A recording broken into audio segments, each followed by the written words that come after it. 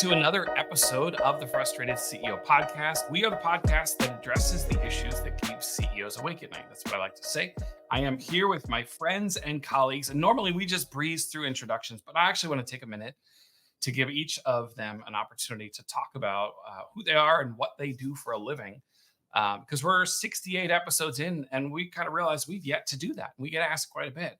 So, what exactly do you guys do for a living? So, I'm going to start with the person on our team that I like to think of as EF Hutton, and I'm dating myself, who doesn't always say a lot, but when she does, it's always brilliant. It's always the kind of thing that just stops the room. So, I will create some space for Patsy Feeman. Patsy, good morning to you. How are you? Hey, Patrick, I'm well. Thank you.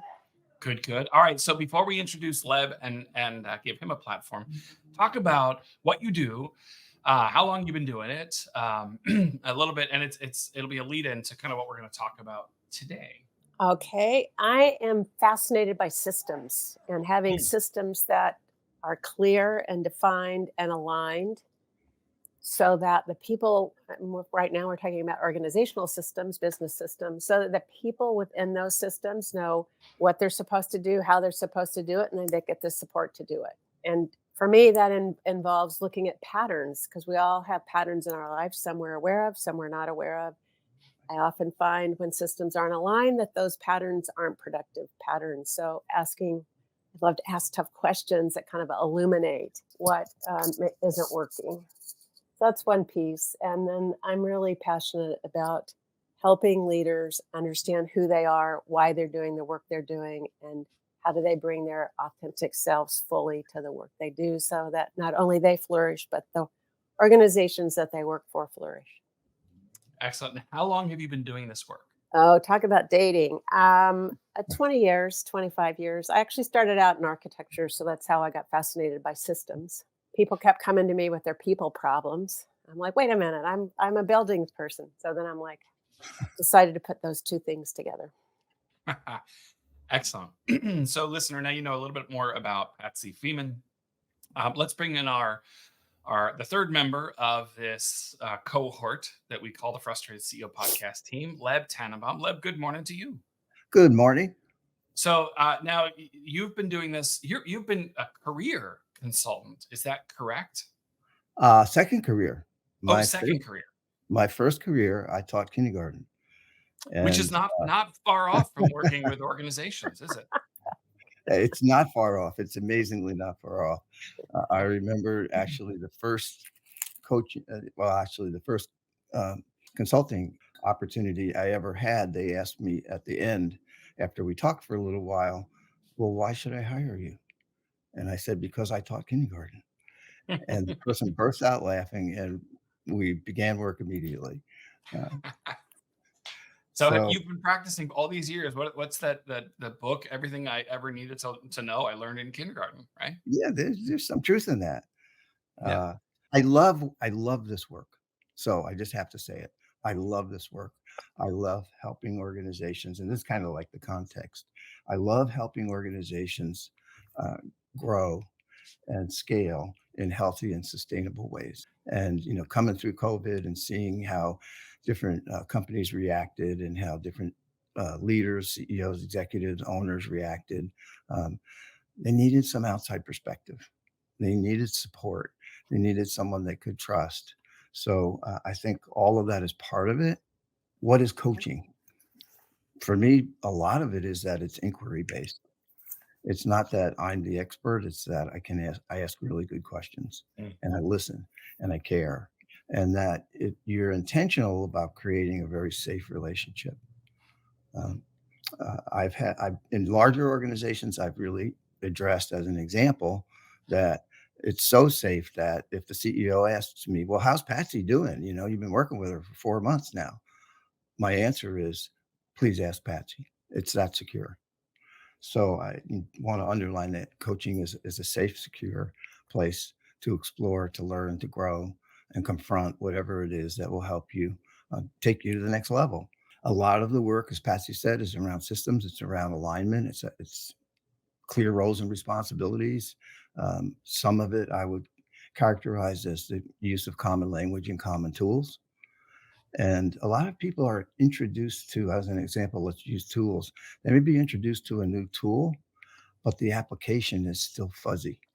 Mm. And so sometimes it's getting people confident in the use of tools that will help the company and themselves be more successful. And boy, I mean, I've done M&A work. I've been I have a real fascination for intentionally good cultures, and leaders have the greatest impact on an organization's culture. So often work with leaders to be thoughtful about that culture and then make it happen. And strategic planning, the alignment that it takes to execute. Some of the coaching is around execution. What's in your way? How, have you thought of this? Have you thought of that? Who do you need to talk to? Do you have the relationships in place that you need to be successful? So I don't want to take too much time, but I could go on. There's more to it. We're facilitators. We're coaches. We introduce things. We support. We bring maybe an outside perspective that really makes a difference. And we do it in such a way that people feel loved and supported. And that's important. And that's to some degree why I love this work. It's awesome. And we are the beneficiaries of everything that you know on as co-hosts with you on this show. So let me just round out the triumvirate of this podcast. I am Patrick Lyons. I think I'm the baby of the group in terms of how long I've been doing this, although it's been about 20 years. So right up there with you, Patsy. I am obviously I'm passionate about organization culture, but not for the sake of happy people. I love happy people, but it's really culture as a means to an end, a means where everyone wins, where organizations win together. The people win, the leaders win, the organization wins, the shareholders win, the customers win. It's about, I often refer to it, I guess I boil it down to unleashing greatness. What is the individual greatness in a coaching relationship that we're trying to tap into and figure out what's there and how do we help unleash that? When you've got a team, what's that collective greatness, or an entire company? What's that organizational greatness that that just exists when great individuals come together and create a team?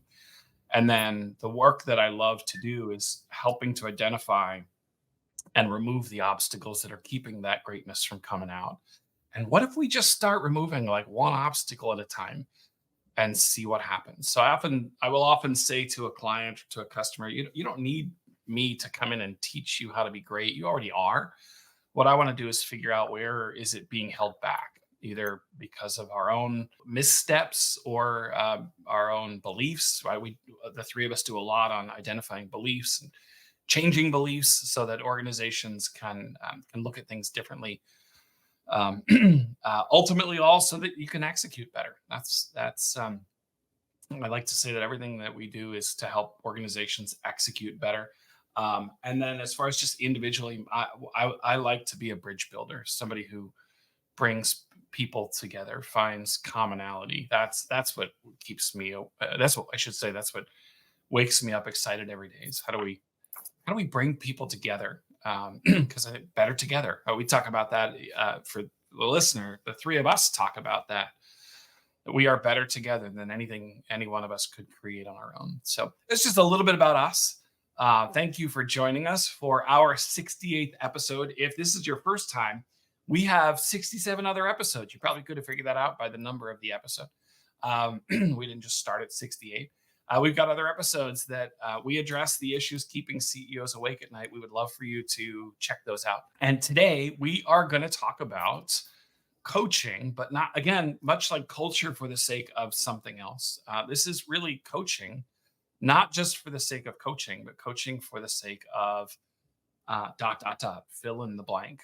So coaching as a means to other ends. One of the first places we like to start is coaching really for strategic alignment, coaching for strategic alignment in an organization. And that is, if you've joined us for other episodes, if you kind of know what it's one of the three pillars that we like to talk about, organizations need for strategic execution. And So strategic alignment means getting your leadership team on the same page, pulling in the same direction.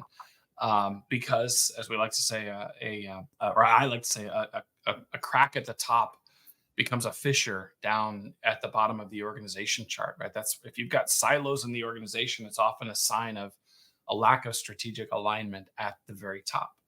And so, what comes to mind for me, coaching for the sake of leadership, of strategic alignment, there's a client that I began working with just about 3 years ago.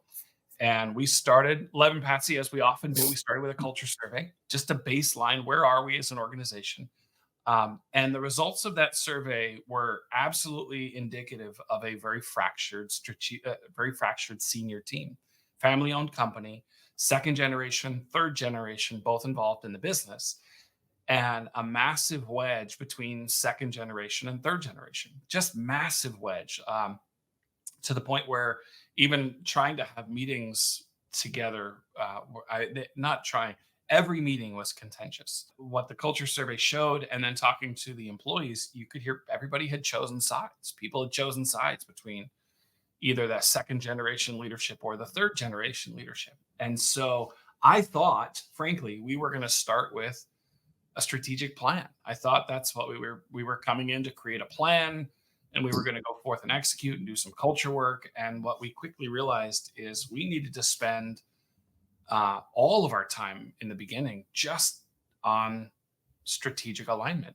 And so I started coaching each of those senior executives one on one and then collectively. So it's a little bit of a rhythm with the goal of finding a bridge building. I'll go back to what I said earlier, I'm passionate about finding commonality, focusing on commonality, celebrating the differences instead of allowing the differences to drive wedges between us, make us hate each other, or frustrated with each other. And it took some time, but when we ultimately got on the same page, it's so much of what I said earlier.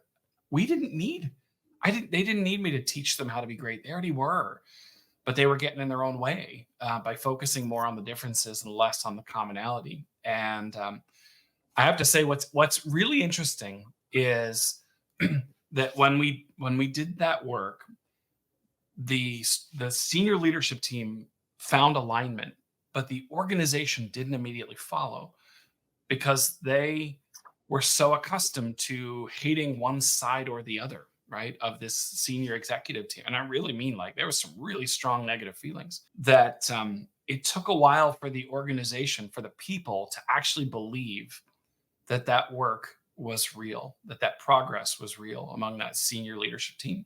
But it was, and they stuck to it. And I would say, I think each of them would tell you they would not have gotten there without coaching, without the work that we did. Focusing on finding commonality, rebuilding bridges that had been just destroyed. Patsy, when you think about, I kind of skipped through this because I got excited. When you think about coaching for strategic alignment in an organization, right? It's a means to an end. It's for some company success. How would you, when you think about company success, what do you think of? What is company success? That kind of a weird question.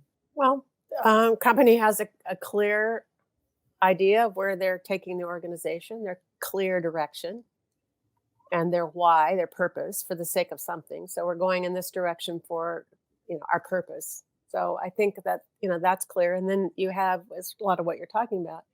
You have your leadership team, your senior leadership team aligned. So we know where we're going and why we're going there. This is starting to be how we're going to get there. Execution, as you mentioned, Patrick, doesn't happen at the senior level. Execution happens with your executive team or your next level leaders, and then pushing that down through the organization. So Mm. real organizational success is integrated into every aspect of the company. Lab, you may have some more to add to this. This is one of your areas of passion. Well, I love what you said, both of you really. I think one of the things that we work with, and I might call it a tool, is the power of distinctions. And one of the things that we talk about with organizations, especially when we're working with senior executives, is there's a distinction between alignment and agreement, and that often really uh, kind of pops the bubble of where they get tripped up or they fight or execution becomes difficult or strategic alignment becomes difficult or is false, which is a whole other thing. Sometimes we pretend that we're more aligned than we actually are. But if we can understand alignment, that at times we're going to align with things that we don't necessarily agree with, or that's not the decision I would have made. But as a team, we're going to align. We're going to communicate effectively out to the rest of the organization. We're not going to go out and say to our team, "Oh, I didn't agree with that at all, but this is what we are going to do."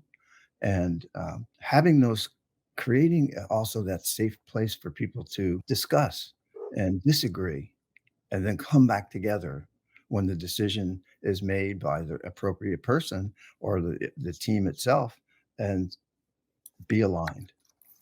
And often we'll pause at the end of those kinds of meetings and say, what are we going to communicate coming out of this meeting? And that's another forum of ensuring that we're aligned. Right. The organization is going to see it, they're going to feel it, and we're going to be better off for it. So I'll stop there. Well, and think this is a good place to start to talk about coaching. I mean, so often so often, way too often, I would say, where we promote people without giving the tools, skills, and behaviors they need, or having clearly defined roles and responsibilities. I mean, we're working with a company right now where a lot of people were asked to be on the executive team, and many of them aren't really clear about what their role on that team is. And being an executive requires different role, different tool, behaviors and skills to do what you're talking about. How do I bring myself fully to this, but still honor that you have difference of opinion? What do I need to do to be in alignment, even though I want agreement? So there's some. It starts to get you know challenging right off the bat. I'm actually going to propose. I'm doing this real time as we're recording this episode. So we've got like a big outline of all these things that we could cover. I'm actually going to propose to my colleagues, like, what if we break this outline to keep, because otherwise this episode could be an hour and a half long. If we broke, if our focus today was on coaching for strategic alignment, and then we can come back and have we could do a whole nother episode on some of the other things, like coaching for culture and leadership, key elements of developing leaders, because we could breeze through them and give a 50,000 foot view, but I also like the idea of being able to go a little bit deeper in there. What do you think? I'm seeing some heads I nod. think that's a good idea. Sure. Yeah, because there's Mhm. quite a bit to cover. One thing that's on my mind, Patrick, that may be useful. Um, we've been, all of us have been doing this work for a while. Yeah. Um, so sometimes coaching is looked at as a great opportunity. Wow, they're investing in me. They're offering me a coach. And sometimes it's looked at as, oh, you know, Mm, is there something wrong? Or, do I need to be fixed? you know, so I think maybe just pausing for a minute and saying that no one's a finished product. Coaching, we've coached with people who've been senior executives for a really long time. We've coached with people who have, only entered the senior team for the first time. We've coached with people at the mid level. Leaders at every level is a whole other, uh, I think, illustration of strategic alignment. But what I do want to say is, our approach to coaching is all about development and support. And maybe having an initial conversation about how you see yourself and what is your readiness. Patsy was talking about readiness. When you're thrown into a position that you're not ready for, having someone who can help you get there, and get there more quickly might be a part of what the coaching's all about. But there's so many reasons why coaching is effective, and why we're so excited about the coaching as an opportunity. You know what comes to mind for me is, I mean, if you look at, I mean, I know not everybody is a sports fan, but if you look at the the the premier athletes, and or not even, and you could expand it beyond just, I mean, in the arts, in like music, in just people at the top of their, the pinnacle of their field, they all have coaches. Michael Jordan had a coach. Tiger Woods has a coach. I mean, again, premier ballet and instrument players, musicians, they all have coaches. They all have, because to your point, Lev, no one is a finished product. I had one leader say that the minute I think I've arrived is the moment I start to become irrelevant. There's, especially with there's new technology coming out, new ways of thinking, new systems, Patsy. There's new stuff all the time. Heck, you can be an amazing leader today, now faced with this whole Gen Z. What do I do with these people? Right? How do I connect with them? How do I just look at how leadership has changed in the last 10, 15, I forget, 10, 15 years, in the last 3 years because of COVID.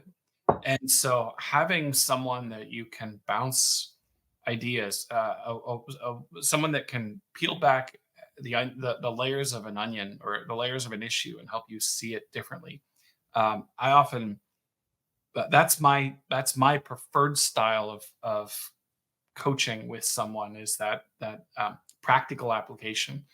So, hey, what are you struggling with right now? Let's just bring it to the table and let's peel that back. Let's, to your point, Leb, earlier, I'm not going to tell you what to do, but let's ask good questions and see, what are some different ways to look at this issue. What are the underlying beliefs that are driving your actions? And how do we reshape those beliefs? Sometimes a belief that got me here won't serve me well in solving this problem that I'm dealing with. And who else can I engage?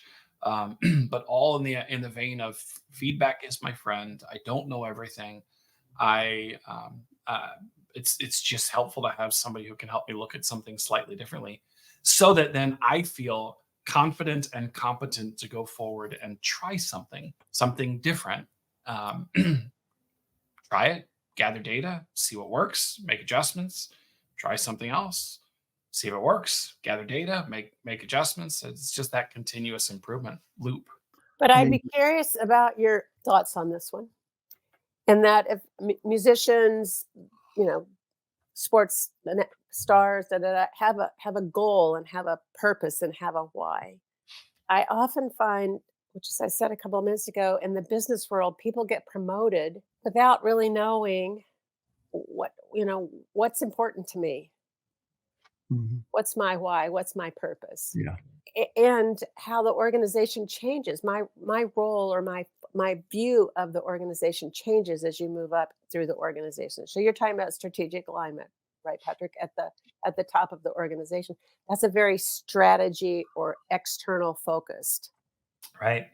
Most of us start out as uh, individual contributors doing something, very internally focused. And then all of a sudden we're promoted and given, the responsibilities of being strategic, when most of us really aren't strategic thinkers. So then I'm needing to learn how to do that. What I often find, and if you're a CEO or anybody in the senior level listening to this, think about your journey up through your career. You may have started out as a CEO because you were entrepreneur and you want to start a business. Most people at the senior level, that's not the path they've taken. So what I often see as people get up higher through the organization, they start to doubt, why are they there? Imposter syndrome comes up. There's a lot of kind of those internal conversations that are very prevalent, which I think goes to what you're talking about, Patrick, is like, how do you then start to tease out some of that? It reminds me also of, in the context of culture, that some cultures really do embrace um, helping their people grow, Mhm. and maybe there's a coaching culture, but being intentional about that, and making sure that people understand, oh, this is this is great. Even, even someone above me is getting is in a coaching relationship, and now I'm in a coaching relationship. And, then maybe I can become a better coach for some of the people that I'm working with. And that's kind of strategic Yep. alignment because coaching is a part of the culture. Uh, Yes. and it is viewed as an opportunity. So, it kind of brings me to intentional culture as well. More and more, there are such a variety of ways to invest in your people.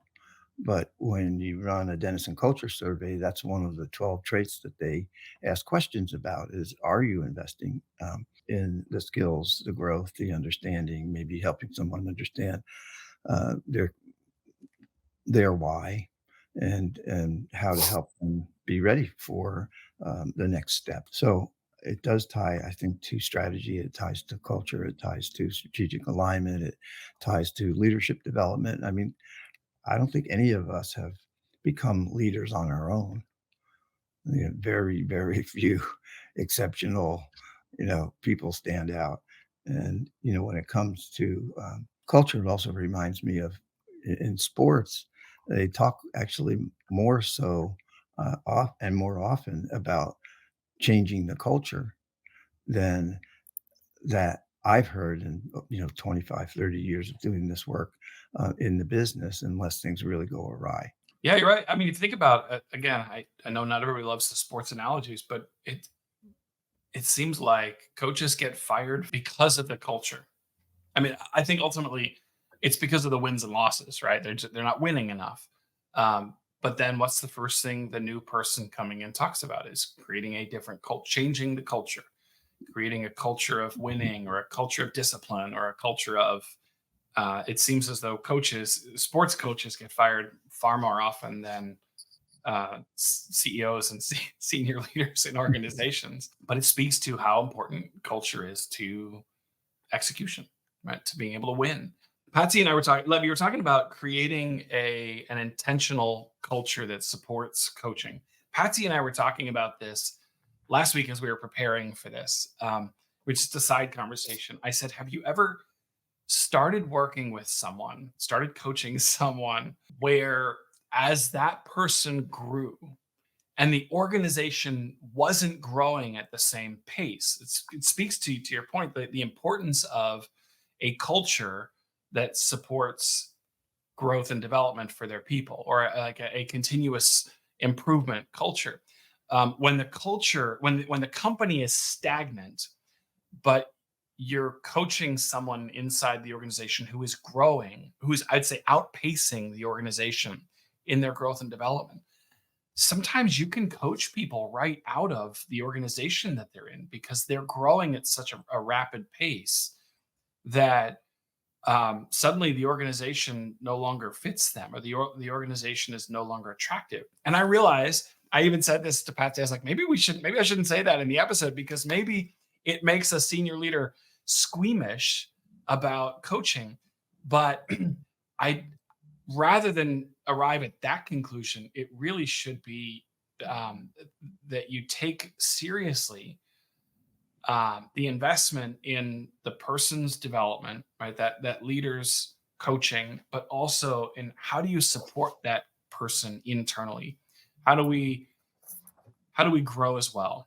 How do we, Patsy? You talk about the need for an internal coach, someone who can facilitate or a supplement is the right word, supplement the work that an external coach is doing, so that that person doesn't feel like these new skills and this new person that they are becoming has to go someplace else in order to in order to get to use these uh, apply these new skills or this new perspective that they have.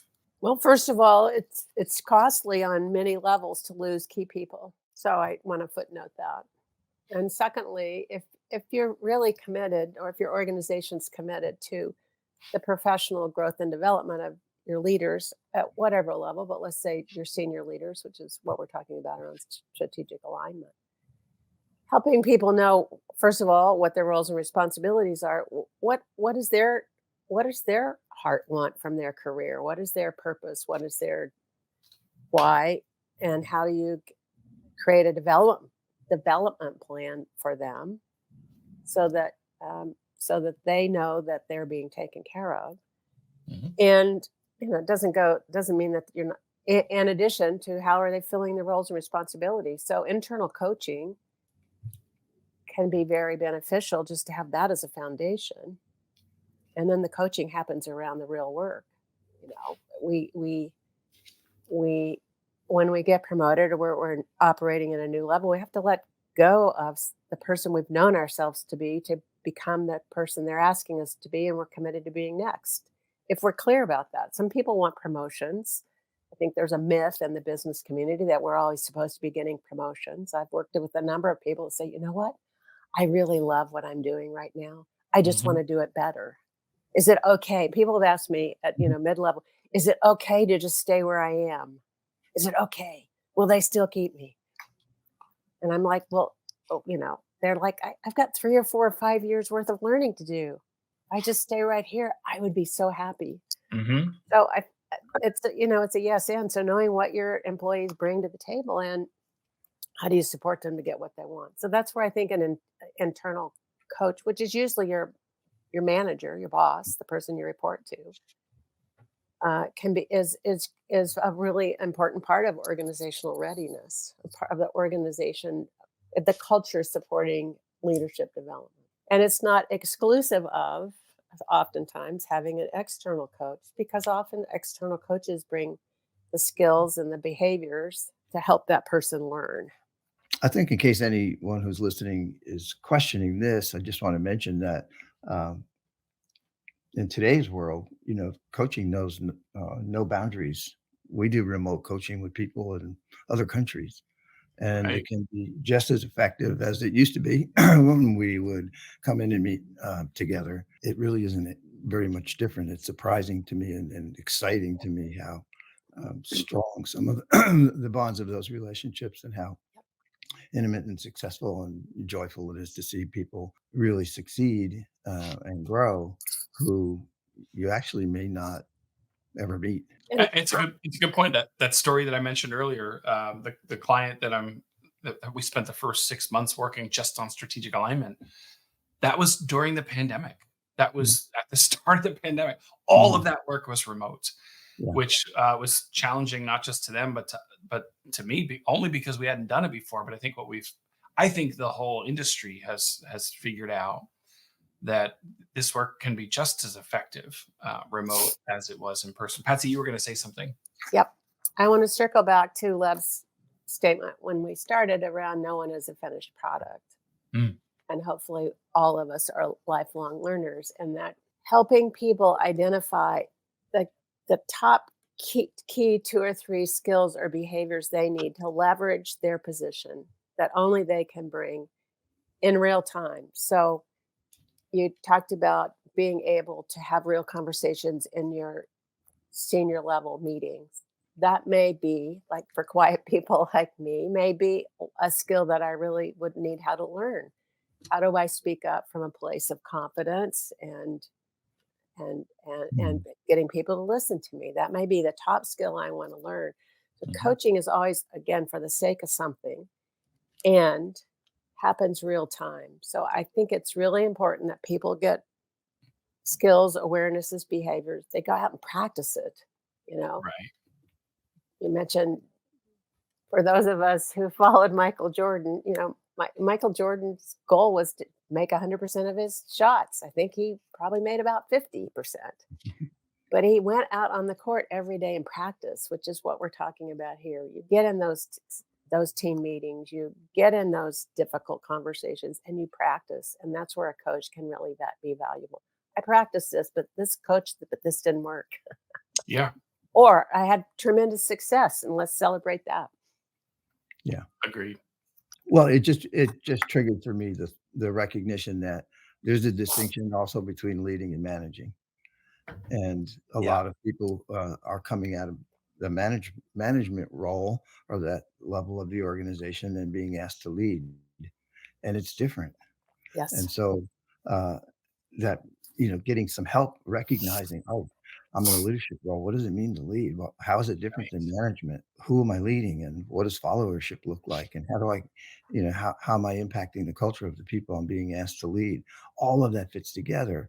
And to journey that alone, yeah, sometimes people are successful, but quite often coaching really helps them be more successful or more successful more quickly. Yeah. And um, I mean, let's recognize, we all have our histories, we all have some insecurities, we all have things to learn. And that's why, the whole notion of lifelong learner is so vital. Um, and so that just came up for me that, yeah, we've seen really good salespeople get promoted to sales manager and they're dismal, Yeah. right? Because they had so much fun being a really good salesperson, or vice versa. We've seen some who have thrived, but what is the difference? Did they, as Patsy's saying, did they understand their purpose? Did they really want sales management? Or then maybe they go from being a successful sales manager and all of a sudden they're managing sales, they're the sales leader on the executive team. You know, the pressure is different. Yep. The Yeah. skills And required are different. yeah. And why not have a coach? What comes to mind is the adage that people join companies, but they leave managers. And a lot of it, you see it. Um, the coaching helps accelerate the the time that it takes to go from manager to leader. That I feel like I can say with certainty. Coaching accelerates the time that it takes to go from manager to leader. Mhm. And the longer it takes someone to go from manager to leader, the more likely you are going to have turnover on that team. You're going to have people who are not getting what they need from the person they look to as their leader. And that's costly to the organization, right? The example you just gave, Leb, if that's happening in the sales organization, you're going to be losing salespeople. That's costly to the organization. So I'm looking at the time. Mhm. We are. Why don't we go ahead and let's get practical, and then we will commit to doing a follow up episode or two, coaching for other purposes in the organization, because we are obviously big proponents of coaching to help you develop and grow as leaders and raise the bar in the whole organization. So you want a second to collect your thoughts, or do you know where you want to start? Who wants to chime in first with some of the key takeaways? So, leader, listen. This is the part in the episode where we talk about key things that you can do tomorrow to begin making progress and inroads in our topic today, which has been leadership for strategic alignment and a little bit of culture. Okay, being intentional about your culture is essential. Yep. You want a culture that by default or design, a culture that just happens, or a culture that supports uh, all your strategy, all your deliverables, all your people. So that's one. I'll leave some that Patsy said that I wrote down. So, oh, by the way, for people who might be watching, when you see us turning our heads and looking down, we're writing. Let's get practical. That's right. Um, Coaching always has a purpose. Coaching, I think, let's get practical. Leaders recognize that their coaching really has no boundaries now. We can coach with people all over the world. Mhm. Um, it's a little hard in certain time zones, depending on where we each live. I've been up at 5 a.m. and it's not usually my joy time, but uh, it can happen. And I would just say this last thing: investing in your people. In a world seeing so much change. And now we're looking at AI and what's that going to do. Mhm. I think coaching in an ever-changing world is vital to success. So the let's get practical is, you know, invest. Hey, One Patsy. of my key takeaways is, and one thing that I work a lot with, is that leading is different from management. Mhm. Mhm. Leading is different from managing. Know the difference, know when you use one, when you use the other. There's also another one I'd add is there's a myth in business that promotions are expected for my career growth and well-being. Yeah. What would you add, Patrick? I got a few. Just thinking from the perspective of why a coach. So Patsy, you were saying it's costly to lose anyone, but in particular, it's really costly to lose senior leaders. And so coaching not only helps with strategic alignment, helping leaders get on the same page, but it's also a great retention tool. So that's one. Um, I think Patsy, you said this as well. Coaching, coaching can help you develop your top two or three identified skills and behaviors, things that you want to develop. If you're thinking about why coaching, right? We love when people bring to the table, this is exactly what I want to be working on. This is where I want to develop. Um, Lev, you made a great point. Coaching isn't to fix you. Right? No one's a finished product. It's a continuous growth mindset.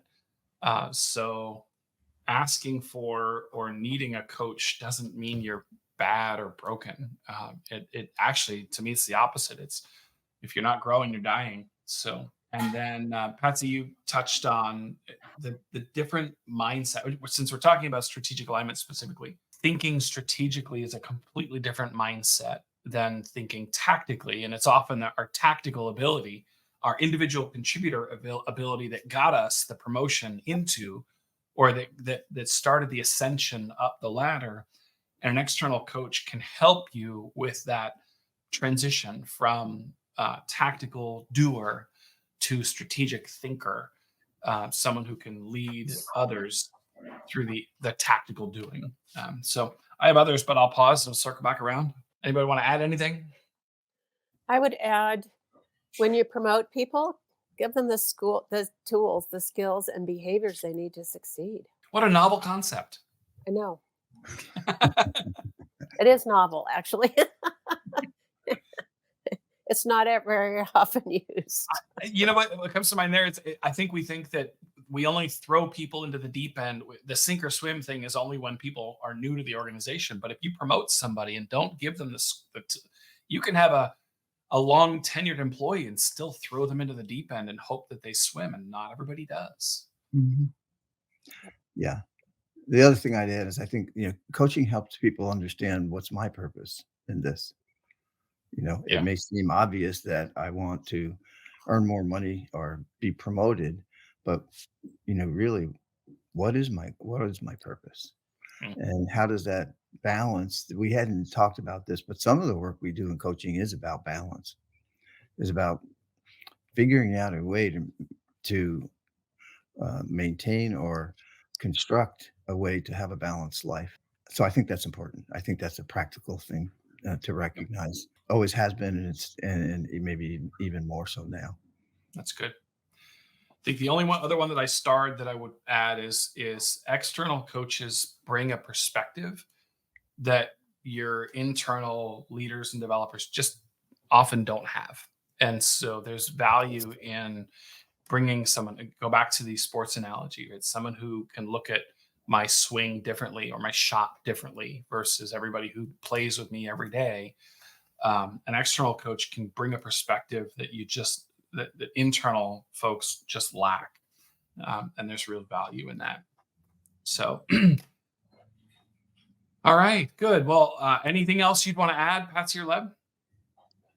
Not for Love me. you both. You guys are both very insightful. I learned just from listening. So hopefully our leader listeners are learning from listening to you as well. Leader, thank you for sticking with us to the end of another episode of the Frustrated CEO podcast.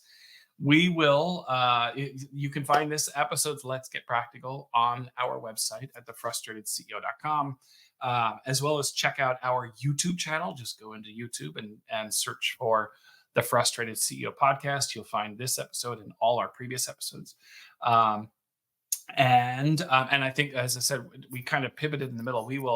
We're making a commitment to come back and do more episodes on just the importance of coaching, the value of coaching in some of the other areas that we just didn't get to today. All right. Anything else for the good of the cause, my colleagues? No. All right. Thank you so much. We'll see you again next time on the Frustrated CEO podcast.